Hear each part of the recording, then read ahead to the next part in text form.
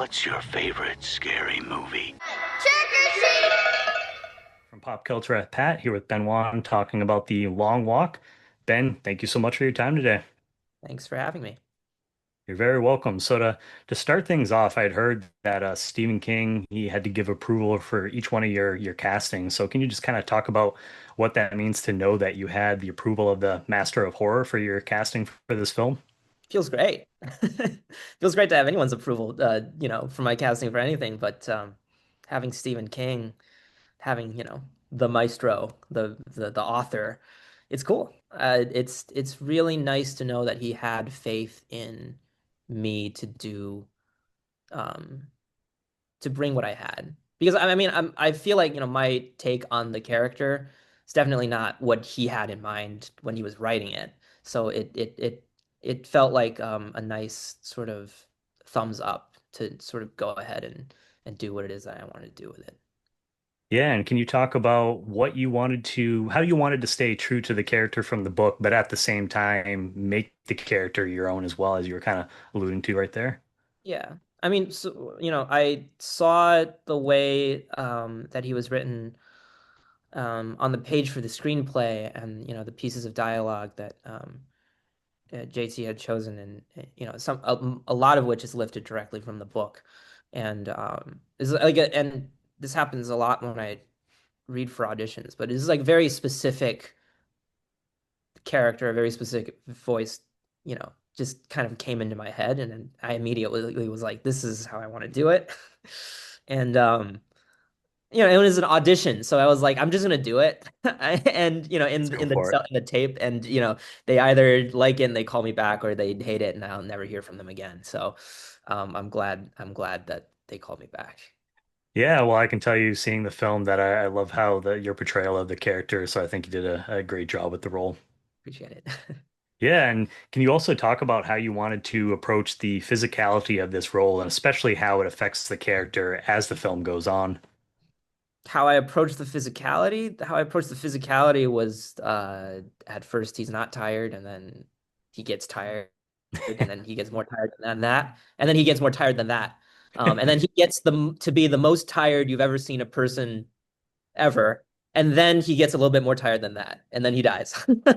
Sort of the simplified version of how I was thinking about it.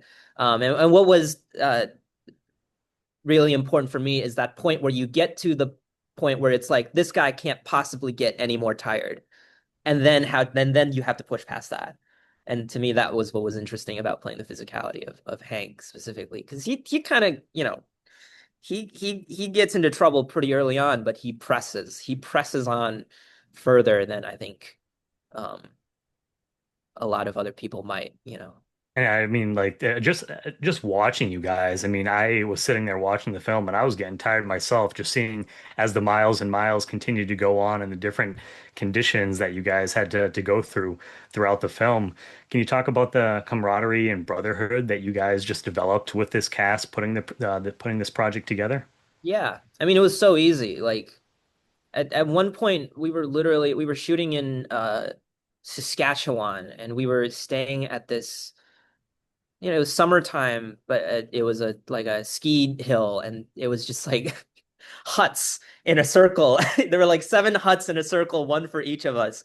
So it's not hard to to like make real friends with these guys, and because we're really all we had was each other out there. It was us and the one Chinese restaurant in town.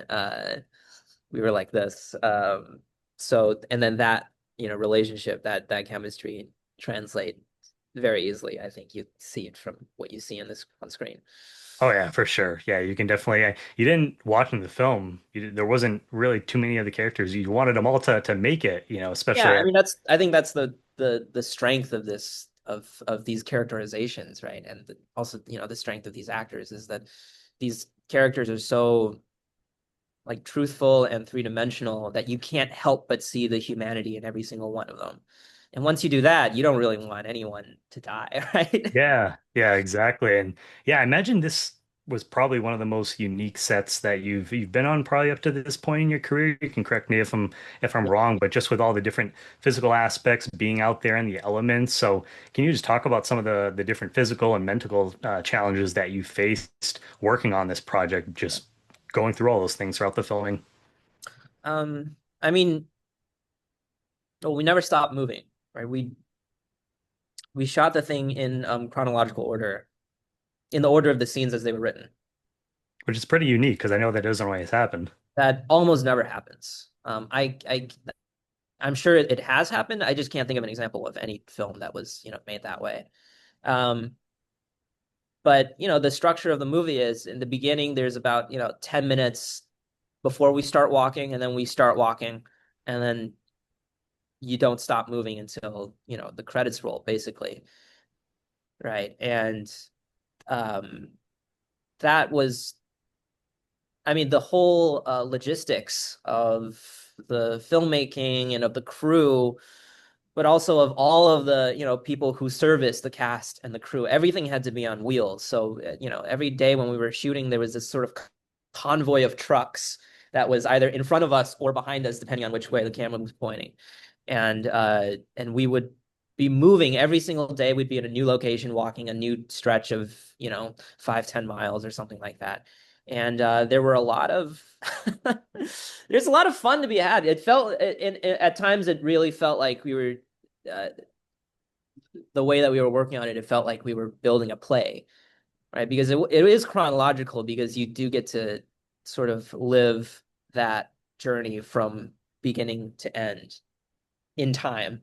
Um, and because there were a lot of really long takes sometimes, you'd put the camera there and you'd pull from the top of the dialogue to the end of it, and there were days where you'd start on like the top of a mountain, you know friends would call action, you start walking and talking, and then by the time he calls cut, you're on top of another mountain way down there, and you're like, wait, you don't even realize how far that you've gone, and until you realize you know how far you have to walk back to get back to one. Yeah, no, I know, and you guys, I mean, you guys certainly got your workout on this film for sure. Yeah, I got gigantic calves now. It's awesome. And I mean, as far as obviously you guys had Mark Hamill working on the film, so can you just talk about the reaction to finding out that he was cast, and what does he bring as a scene partner that you really appreciate as a fellow actor?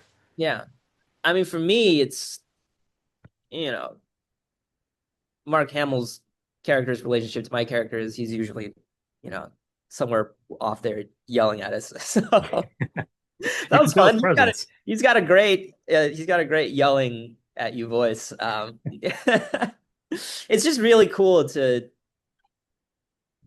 Mark Hamill's the Star Wars films were like my first introduction to American and Western cinema. Like my first ever English language film that I saw in a movie theater in America was Star Wars. So, to be on set with the guy, Yeah.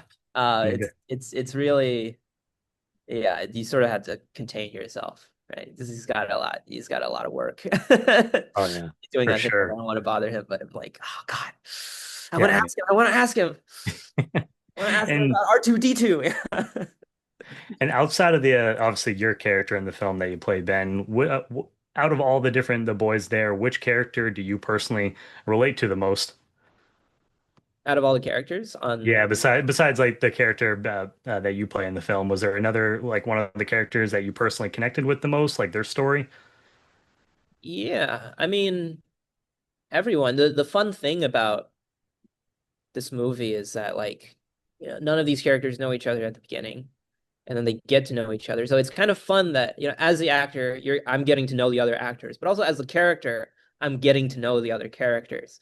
And so, but because of that, there's a lot of characters that I really like and I really identified with. Um, Yeah, I feel like, Tut's character, Art Baker, and Hank, they form sort of a special relationship. Um, but yeah, I mean, like you said earlier, it's hard not to get attached to Yeah. basically all 50 of these boys, right? Yeah, you could probably see a little bit of A little yourself piece of in like yourself each in character. every single one. Yeah. Yeah, exactly. There's one kid who he folds paper cranes and he sort of places them along the walk. Um, Yeah. I thought that that was a really sort of a beautiful touch. Um, yeah, Yeah. that's No, one that I yeah. remember being that sort of stuck in my head.